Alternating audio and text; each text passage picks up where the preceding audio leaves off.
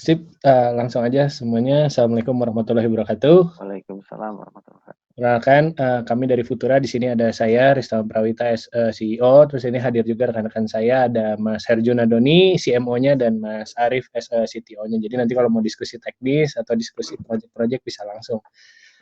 Nah, ini rantrohnya cepat aja kali ya. Mungkin semua udah nggak asing, ada yang pernah dengar, ada yang baru pernah dengar juga mungkin tentang chatbot, AI, NLP, dan tadi juga dilihat, kita juga udah sering ketemu Infomedia di pasar gitu ya. Barang-barangnya apa aja itu nggak asing gitu. Dan ya, goalsnya kita satu, kenapa kita building Futura, AI, and RPA, and whatsoever gitu. Kita pengen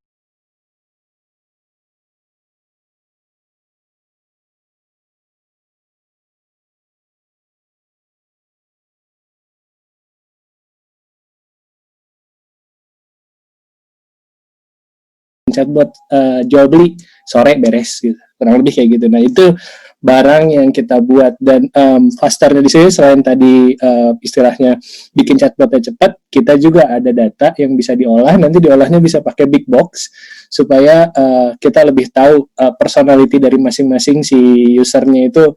Oh, Mas Doni ini karakternya gini, dicocoknya ditawarin ini, dan seterusnya dan seterusnya.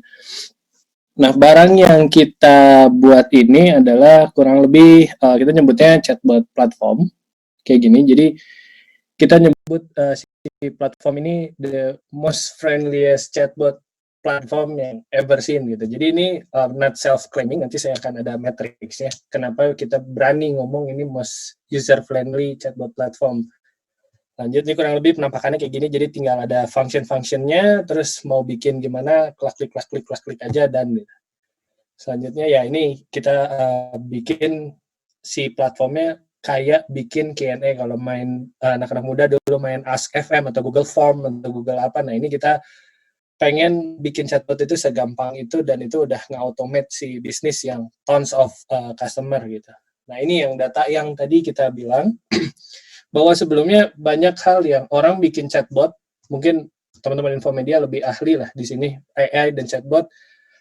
Oke, botnya rilis gitu, banyak live dan segala macam, tapi datanya dikemanakan? Apakah terus training? Apakah trainingnya terarah? Dan apakah improving bisnis dari dia gitu? Apakah cuma ya udah ini bot live tapi nggak ada, kita nggak tahu siapa yang make, berapa banyak yang make, dan apa aja hot topiknya dari sana. Nah, kita nyajikan di Futura itu ada hal seperti ini. Lanjut.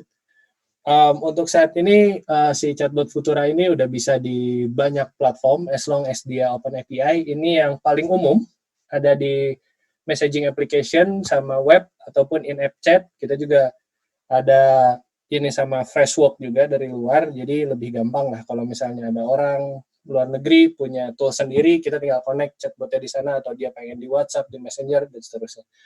Ini gampang, tinggal toggle on off, habis itu connect. Nah, terus kita punya kapabilitas satu lagi nih. Kalau tadinya ya udah bot aja, kalau bingung udah selesai, dia akan jawab maaf saya tidak mengerti, maaf saya masih belajar segala macam. Tapi di Futura kita nyajikan fitur di mana kita nggak replacing si human yang existing gitu ya. Misalnya dia punya admin ya, walaupun cuma 2-1 atau agentnya 2-1, nah kita bisa optimize si fungsi agent itu. Jadi ketika botnya nggak ngerti atau ada pertanyaan lebih teknis, maka si botnya bisa nganterin langsung ke si agentnya, dispatchnya kemana. Jadi contoh ada si nanti saya showcase, ada Yakes, jadi dia pengennya ada telemedicine, misalnya dia di regional 1, chat ke si chatbot, terus diarahin ke klinik Yakes 1, langsung agentnya langsung konsultasi di sana, beli obat dan segala macam. Nah, selanjutnya ini yang udah berhasil kita bantu dan botnya live. Di sini ada internal Telkom, ada eksternal juga dari pemerintahan Basnas, ada dari retail juga, ada BUMN juga. Dan selanjutnya ini masih banyak list of ongoing. Halo Vina juga ya yang financial planner itu? Jadi Halo Vina dulu kita di 2019 pernah kerja bareng gitu. Waktu dia apps, kan dia kan apps ya. Kita waktu belum apps jadi, kita sempat ngebantu mereka shifting dari sosial media ke sekarang apps-nya begitu udah matang banget kan gitu. Jadi kita bareng diskusi sana gitu. Oke. Lanjut. Jadi ini project-project yang live yang bisa dicoba. Ini ada QR code-nya, boleh dites. Jadi ada beberapa use case yang works nih. Buat internal mungkin ini a little bit CS, a little bit RPA. Jadi kalau AM Telkom mau nyari, oh yang jaga Mandiri siapa orangnya, di search. Oh yang jaga si Anu, oke kita, atau si AM bingung produknya ada apa aja sih di Telkom. Nah itu udah bot yang jawab, udah nggak harus bingung. Di klien kan kadang suka, Telkom punya nggak ya solusi ini, Telkom punya nggak ya solusi ini, kadang kan jadi lama dealnya. Nah ini kita otomatis pakai chatbot. Di sini ada Diarium yang mungkin lagi jadi hot item, ini bareng Mas Rizky Ocha, kita kolaborasi Diarium buat broadcasting dan segala macamnya dari Mas Rizky. Tapi kalau misalnya engagement-nya itu jadi istilahnya seamless omnichannel experience. Kalau yang tadi Pak Ari dan Pak Sam bilang omnichannel atau CRM berapa tadi, 4.0, 5.0. Nah ini kita udah proof sama Mas Rizky Ocha di Diarium. Pertama, user nge-broadcast sesuatu, nyampe, di-reply, ada machine yang ngejawab, terus datanya ada, terus kalau mau ke agent-nya ada di belakang. Jadi cycle-nya nggak putus, nggak cuma bot doang, nggak cuma broadcast doang, orangnya juga tetap di-optimize gitu. Di sini juga kita nge-track kan tuh, udah berapa banyak yang ngechat, yang nggak kejawab berapa, dan ini improvement. Trainingnya bisa dari 576 kata-kata ini bisa kita training terus gitu. Terus ini ada Yakes, baru rilis di Juli ini, baru kemarin live. Terus ini ada Zakat Basnas, ini yang lumayan hype-hype juga di momen-momen kayak kemarin Lebaran sama bentar lagi Kurban tuh, itu tinggi banget traction-nya. Dan di sini uniknya case-nya ada payment di dalam chatbot, jadi bisa bayar zakat, ngitung bayarnya harus berapa, beli kurban di sini udah bisa diperantarai oleh chatbot. Nah di sini ada Kimia Farma juga buat HR. Jadi Telkom pakai HR, Kimia Farma juga pakai HR buat siapa sih pesertanya, dia jadwalnya kapan, terus kalau mau reschedule gimana, dan segala macam spesifik. Jadi ada mekanisme login.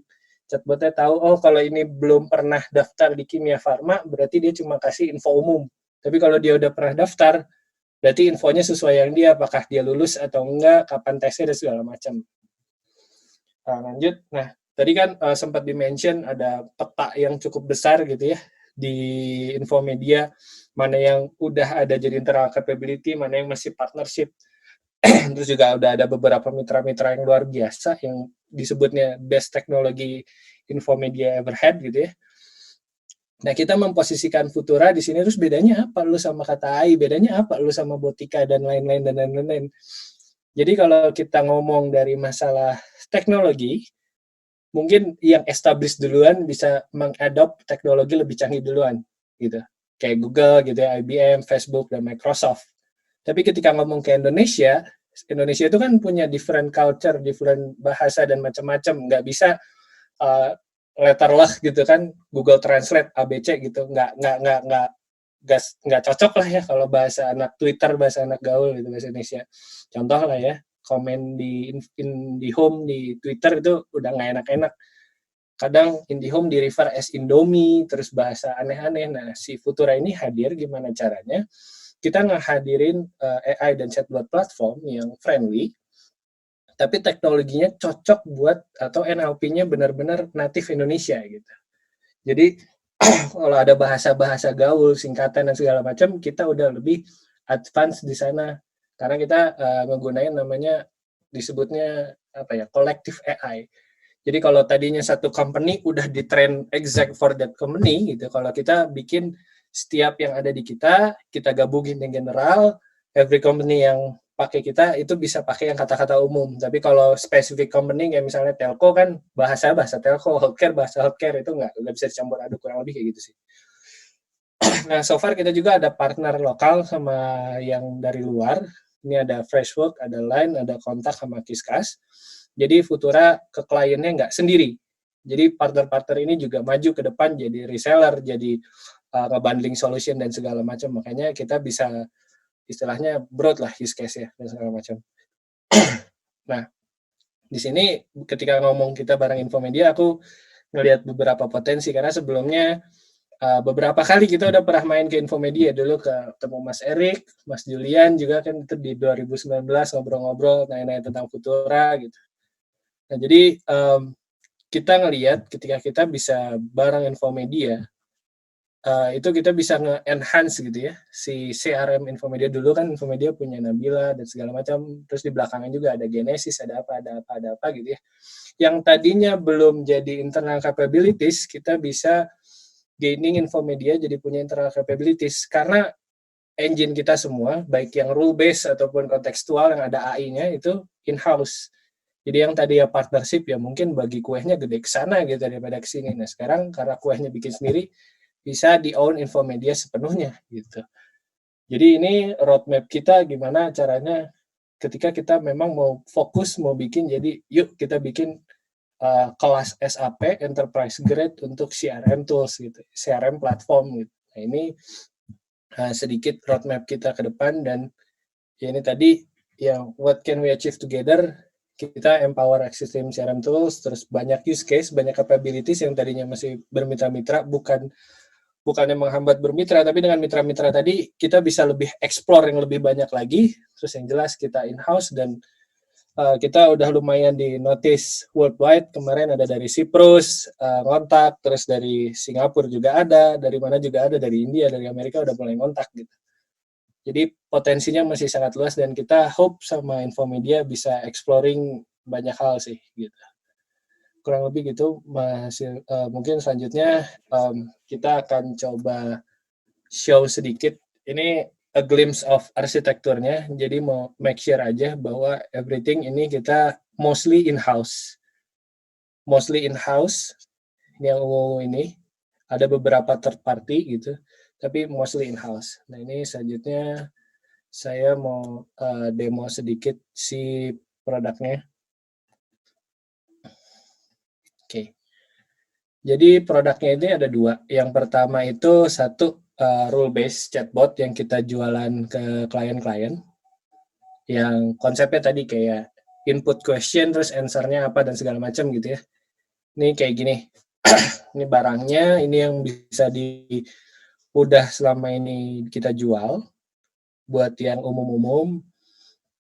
Ini yang tadi kita bilang gampang banget kok kalau mau bikin chatbot hari ini, saat ini live gitu. Ya udah tinggal bikin aja, mau jawab teks, image, atau mau bikin media, mau connect ke tools lain, misalnya pakai Genesis di belakangnya bisa connect gitu. Di sini ada contoh mereka Yakes connect sama sistemnya Yakes, jadi ngecek kalau yang ngechat si Yakes ini benar-benar pesertanya Yakes, kalau bukan peserta dia nggak bisa di-treat gitu.